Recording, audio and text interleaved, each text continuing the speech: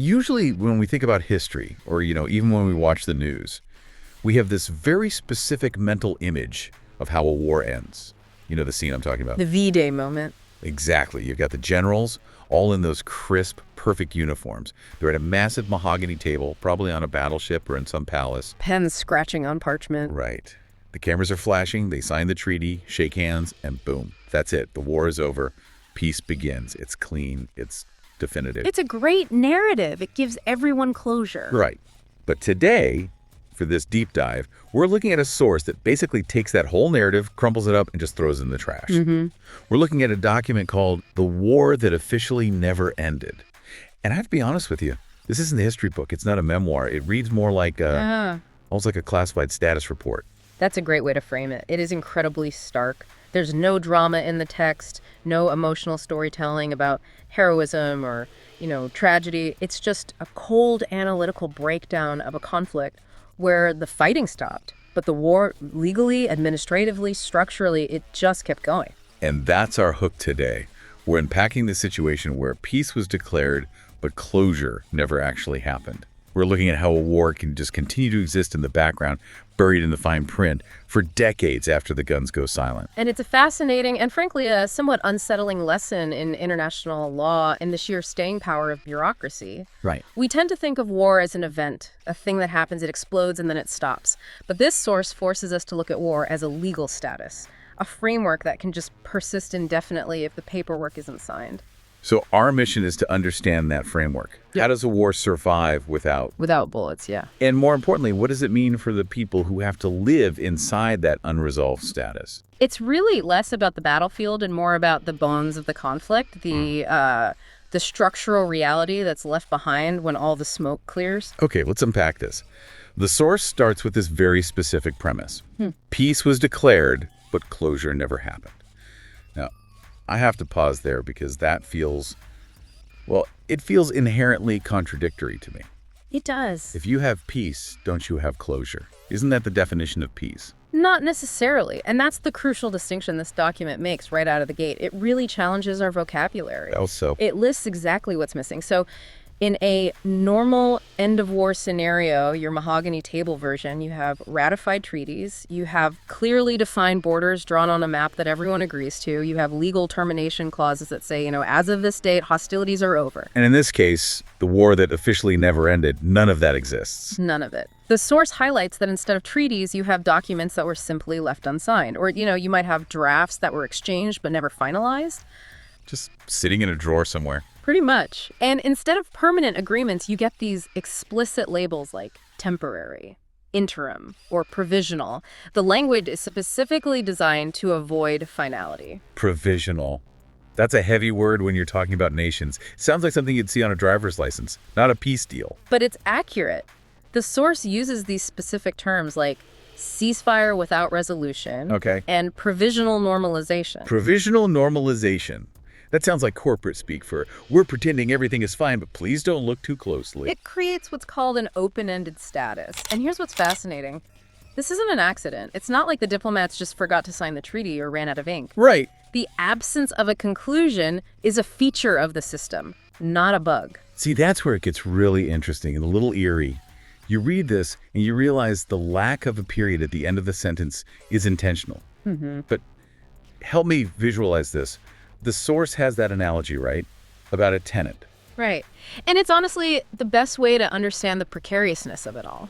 So imagine you move into a house, you unpack all your boxes, you paint the walls, maybe you even raise your kids there. You live there for 30 years.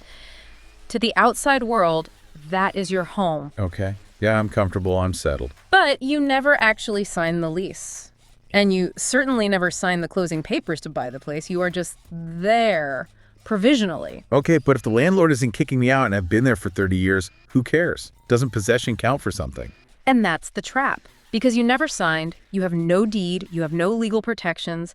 At any moment, literally tomorrow at breakfast, the landlord can walk in and say, get out. And you have no recourse. Zero. Because you never formalize the end of the negotiation. That is provisional normalization.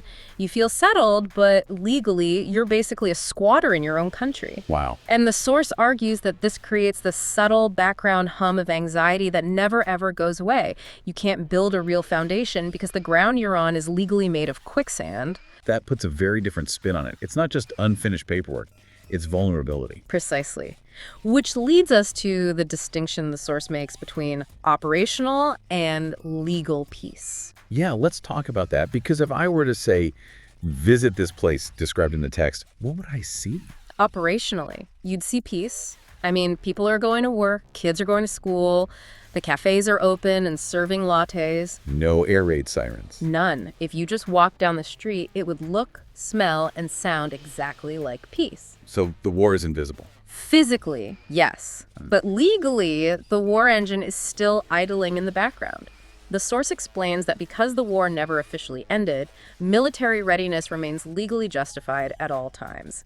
It's not just a defense policy, it's a wartime contingency that never got turned off. It mentions emergency powers here, and this part frankly scared me a little. It should. Because usually emergency powers are for emergencies, for immediate threats. Exactly. In a declared state of war, governments often grant themselves these huge emergency powers to seize property, to detain people, to bypass normal legislative processes. It's all designed for speed. Right, when bombs are falling, you don't have time for a committee hearing. You need to act. But usually when the war ends, those powers expire. The government has to give that authority back. But not here. In this non-conclusion scenario, they stay dormant but active.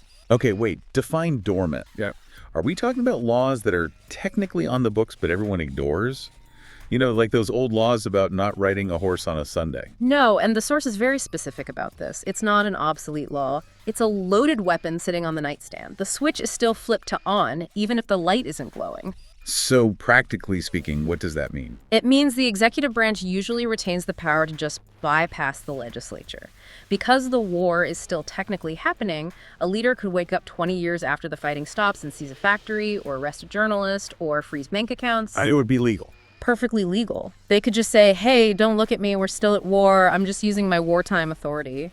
And they wouldn't even need to pass a new law to do it. No. The authority is already there, it's just been sleeping. That is actually terrifying. It's almost like the state is gaslighting itself. It's acting like peace has arrived, but the legal code is still dressed for battle. That is the operational versus legal gap. And the text notes the vibe of this is procedural, not emotional. It's not some dictator screaming from a balcony. It's the quiet hum of the state machinery just staying in war mode. It's bureaucrats filing paperwork that assumes the conflict is still ongoing. It's the banality of non-peace. Exactly. And that procedural nature is how it survives. If it were highly emotional, if there were constant propaganda and rallies, people would burn out. But by making it procedural, by burying it in the administrative code, it becomes invisible. It just becomes how things are. But, and here's where I get stuck, you can't just run a country on a glitch forever, right? I mean, eventually, this disconnect has to bleed into real life. You can't have a zombie war on the books for 40 years without it messing with the people living inside it. And that brings us to the most human part of this document. It moves away from the lawyers and starts looking at the citizens. The source uses a phrase here that really stuck with me.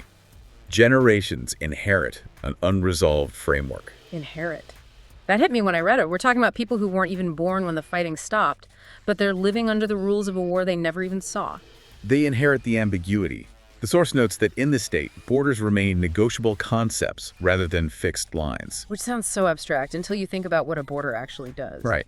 I mean, imagine growing up in a town where the national sovereignty of your own backyard is theoretically up for debate because some treaty 40 years ago was never signed. Or wanting to build something. Exactly. Imagine you want to build a factory or start a tech company.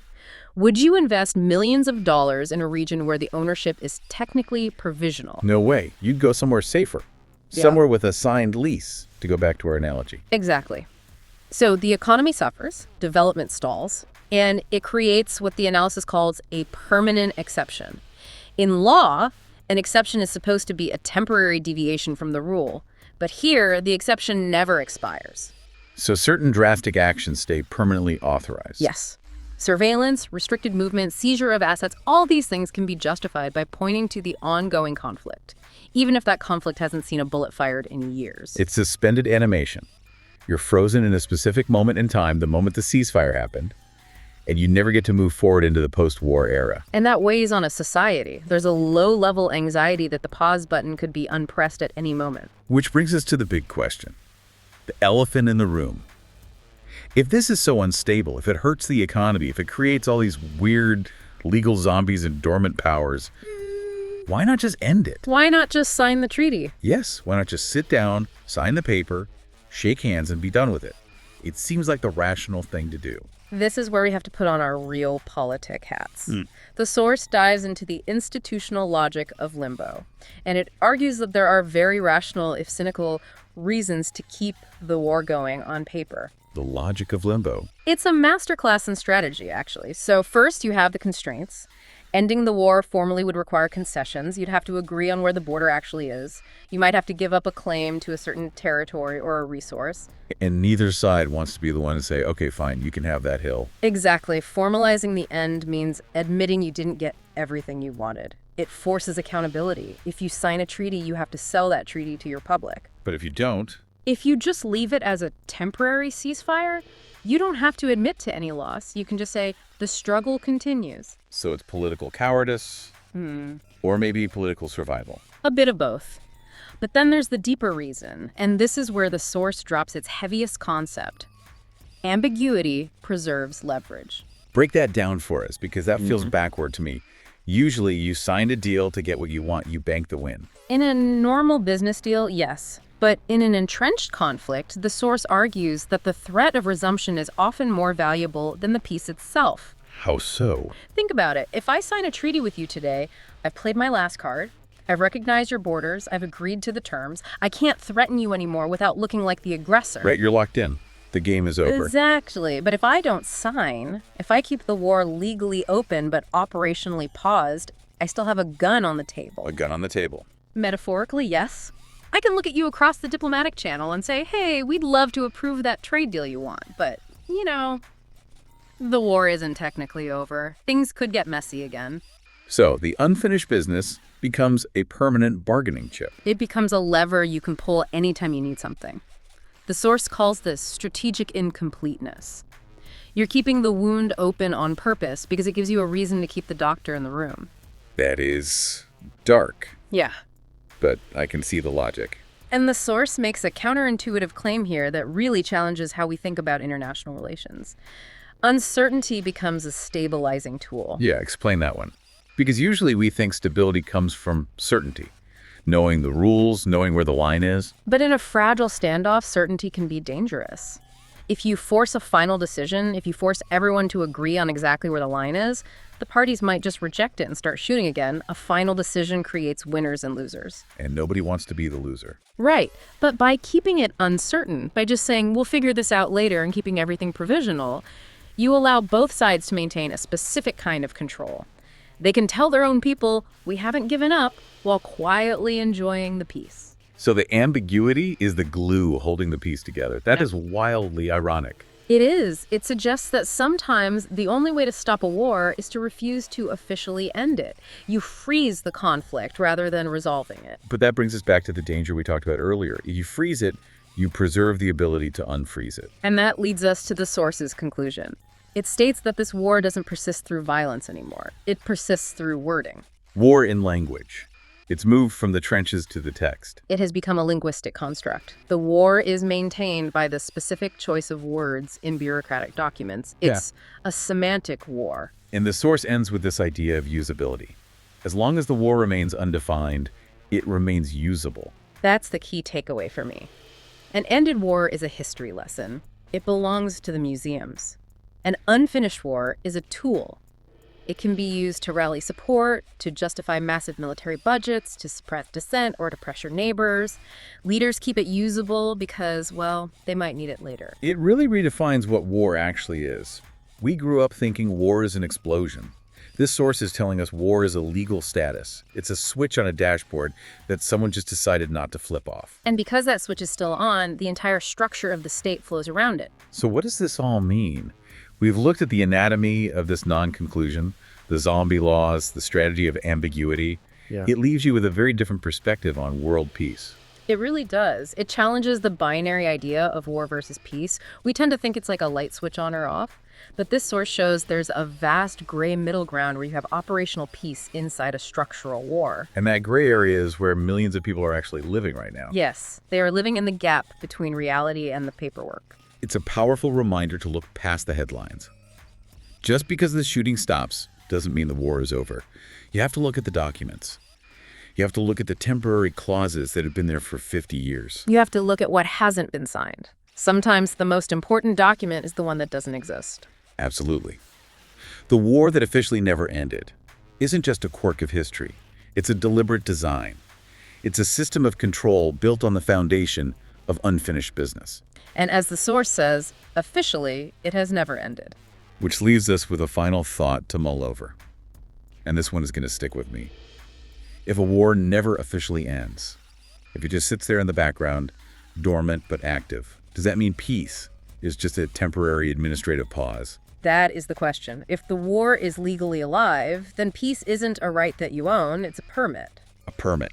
And permits can be revoked. Anytime the state decides it's time to go back to normal. That is a heavy thought to carry with you today. Is the war truly over, or are we just in a really long recess? It makes you look at the news a little differently, doesn't it? It certainly does. Thank you for listening to this deep dive.